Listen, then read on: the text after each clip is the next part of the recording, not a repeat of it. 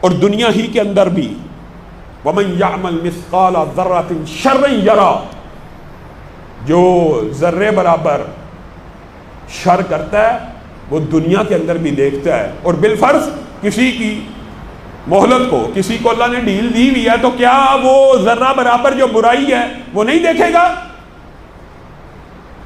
ہر صورت دیکھے گا. ابھی قبر کی پہلی رات نہیں ہو گئی. ائمہ نے تو بڑی تفصیل سے ان ابواب کو لکھا. یہ کہ لمبا چوڑا موضوع ہے، بات کو مختصر کرتا ہوں. ائمہ نے یہاں تک لکھ دیا یہ جو قبر کے بچھو، سانپ، کیڑے مکوڑے، یہ جتنی آفات ہیں یہ کیا ہیں؟ اللہ کی قسم یہ تیرے گناہ ہیں. اور اس سے بھی بڑی بات اگر میں کہوں تو حدیث سے یہ بات ثابت ہے.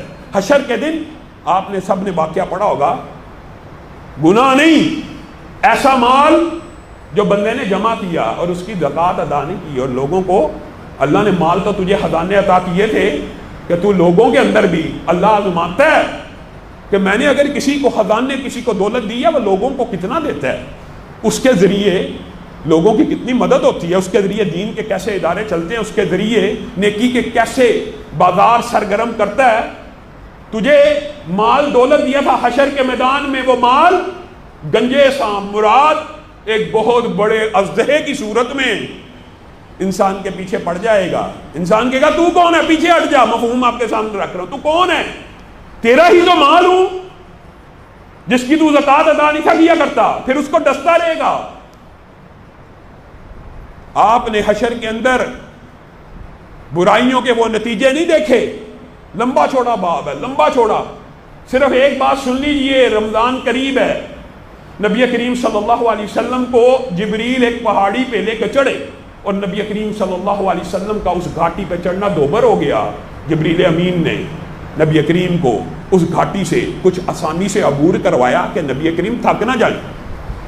وہ گھاٹی اتنی سخت اور شدید تھی کہ نبی کا چڑھنا مشکل ہوتا جا رہا ہے. معراج کی رات کا واقعہ ہے. نبی کریم صلی اللہ علیہ وسلم نے اس گھاٹی کو عبور کرنے کے بعد کیا دیکھا؟ کچھ لوگوں کی باتیں چیری ہوئی ہیں، وہاں سے خون بہ رہا ہے. لمبا چوڑا آپ نے یہ حدیث بھی سنی ہوئی ہے. نبی کریم نے کہا یہ میری امت کے کون سے لوگ ہیں؟ ہائے میری امت، یہ کون ہے؟ کہا یہ وہ ہیں جنہوں نے رمضان کا مہینہ پایا تھا. روزوں کا موقع بھی ملا تھا، روزوں کی مہلت بھی ملی تھی. اللہ نے عنایت و کرم روزے کے مہینے کی شکل میں، رمضان کے مہینے کی شکل میں عطا تو کیا تھا، لیکن اس کو کیا پتا روزہ کیا ہے. یہ تو روزوں میں بھی کھاتا پیتا رہا. نزلہ ہو جائے روزہ چھوڑ دینا ہے، شوگر ہے روزہ چھوڑ دینا ہے، بلڈ پریشر ہے روزہ چھوڑ دینا ہے.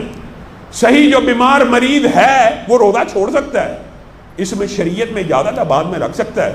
لیکن یہ کیا بات ہوئی کہ جن بیماریوں کا علاج روزہ ہے، جن بیماریوں کا علاج ہی روزہ ہے، ان بیماریوں میں بھی روزہ چھوڑ دینا. یہ شیطان کا مغالطہ ہے. شوگر ہو، بلڈ پریشر ہو، یاد رکھیے ان دونوں بیماریوں کے لیے ڈاکٹرز بھی متفق ہیں کہ روزے کے اندر بہت سے فوائد ہیں. اور روزہ ویسے بھی بہت سی بیماریوں کو جڑ سے ختم کرتا ہے. لیکن میں اور آپ، اللہ معاف کریں، یہاں پہ تو ایسے ایسے فلاسفر موجود ہیں. غامدی صاحب، آپ کو پتہ ہے 2 سال قبل، کچھ عرصہ قبل انہوں نے بیان دے دیا کہ روزے میں جن کے پیپر دوں وہ روزہ چھوڑ دیں، پیپر دوں روزہ چھوڑ دیں، بعد میں رکھ لیں. نبی کریم صلی اللہ علیہ وسلم نے کہا میری امت کے وہ لوگ تھے جن کی باتیں چیری جا رہی تھی. یہ اتنا عظیم مہینہ آنے والا ہے، اور میرے بھائیوں انشاءاللہ اس موضوع کے اوپر کبھی موقع ملا تفصیلی اور لمبی گفتگو کریں گے. دوسری بات جو گزشتہ خطبے میں آپ کے سامنے رکھی تھی وہ یہ تھی کہ وقت کی قدر کریں. ایسا عظیم الشان مہینہ آنے والا ہے، ایسا عظیم الشان مہینہ آنے والا ہے. اگر ہم نے اس مہینے کے اندر بھی وقت کی قدر نہ کی تو یقین کریں، ویسے بھی دیکھیں آنکھ بھی نعمت ہے، دل بھی نعمت ہے، صحت بھی نعمت ہے، ایمان بھی نعمت ہے. لیکن میں آپ کو صدق دل سے بتاؤں، محدثین مفسرین کا اس بات کے اوپر اتفاق ہے، راجے قول بتا رہا ہوں. کئیوں نے تو یہاں تک کہہ دیا کہ وقت ایمان سے بھی بڑی نعمت ہے. کئی علماء کا یہ موقف ہے، وہ اس لیے ہے وہ کہتے ہیں وقت ہوگا تو کچھ مطالعہ کرے گا نا، وقت ہوگا تو کچھ لوگوں کی بات سنے گا نا، کچھ وقت صرف کرے گا تو دل میں ایمان آئے گا نا۔ اگر وقت ہی نہیں ہے، وقت ہی شیطان کے ہتھ کنڈوں اور ایجنڈوں کے اندر لگا ہوا ہے، ایمان کہاں سے آنا ہے؟ لیکن حقیقت بات راجے کول یہی ہے، دنیا کی 3 بڑی نعمتوں میں سے سب سے بڑی نعمت ایمان ہے۔ اللہ کی قسم ہم کتنے خوش قسمت ہیں، ہم میں سے شاید ہی کوئی ایسا ہو یہاں پہ بیٹھا ہوا، چند لوگوں نے الحمدللہ یہاں پہ اسلام بھی قبول کیا تھا، لیکن اکثریت تو ایسی ہے جنہوں نے بن مانگے، جن کے دل میں اللہ تعالیٰ نے اسلام اور ایمان کو اتار دیا، مسلمان پیدا ہو گئے بن مانگے۔ اگر بن مانگے اللہ تو نے مسلمان بنایا ہے تو اللہ تجھ سے اب جنت کا سوال کرتے ہیں، اللہ ہم سب کو جنت الفردوس میں داخل فرما۔ محدثین کا راجے قول یہ ہے کہ دنیا کی سب سے بڑی نعمت ایمان ہے، پھر دوسرے نمبر کی نعمت صحت ہے، اور اس بات کے اوپر اتفاق ہے کہ دنیا میں اس کے بعد ہم کیا سمجھتے ہیں سب سے بڑی نعمت کیا ہے؟ پیسہ۔ ہم سمجھتے ہیں مال و دولت، سرمایہ، لیکن حقیقت اور عقل مند بندے کو پتہ ہے اس کے بعد دنیا کی سب سے بڑی اگر کوئی نعمت ہے تو وہ وقت ہے۔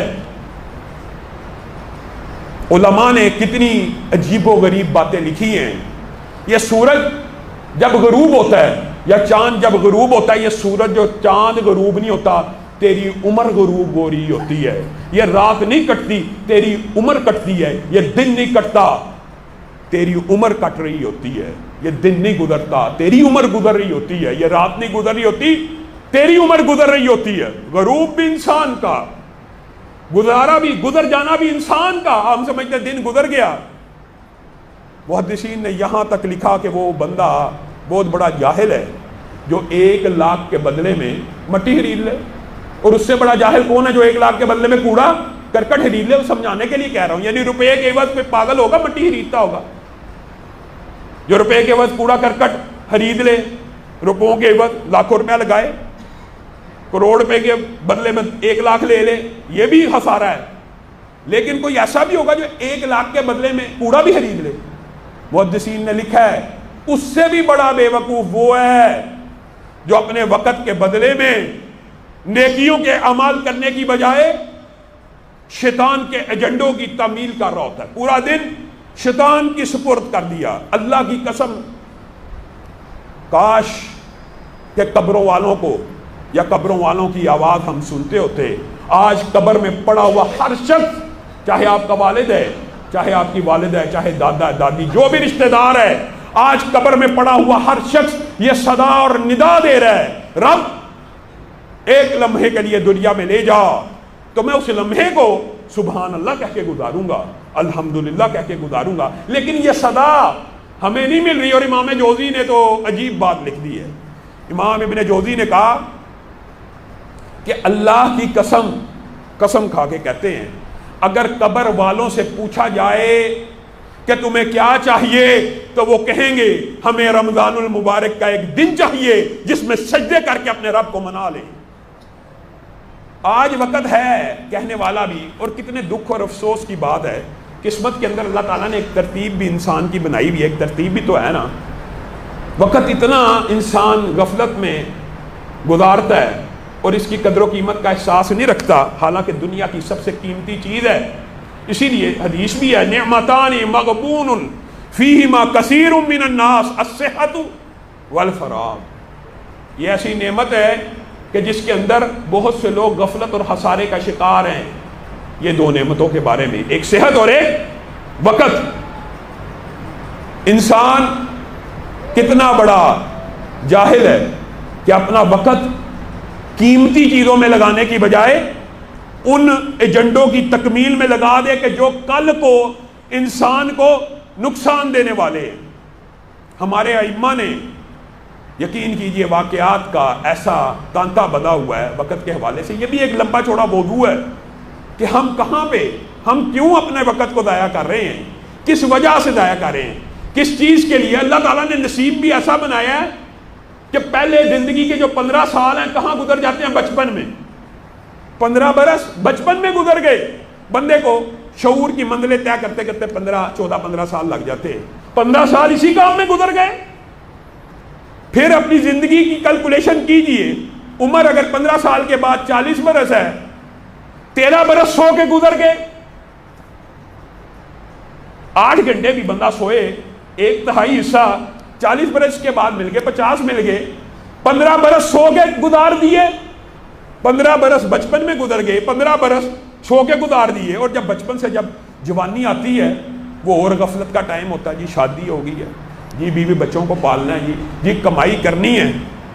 چند دنوں کے بعد انسان اس ارذل العمر میں قدم رکھ لیتا ہے کہ جو بڑھاپے کی عمر ہے، جو بڑھاپے کی عمر ہے، اور جب وہ بوڑھا ہو جاتا ہے پھر اکثر لوگوں کو جو مسلمان ہوتے ہیں، نیک ہوتے ہیں، ان کو ہدایت بھی مل جاتی ہے، اور یہ بھی اللہ کی نعمت ہوتی ہے، چاہے بڑی عمر میں مل جائے، لیکن اس وقت ان کو عبادات میں مزہ آنا شروع ہو جاتا ہے، کس عمر میں جا کے؟ بڑھاپے میں۔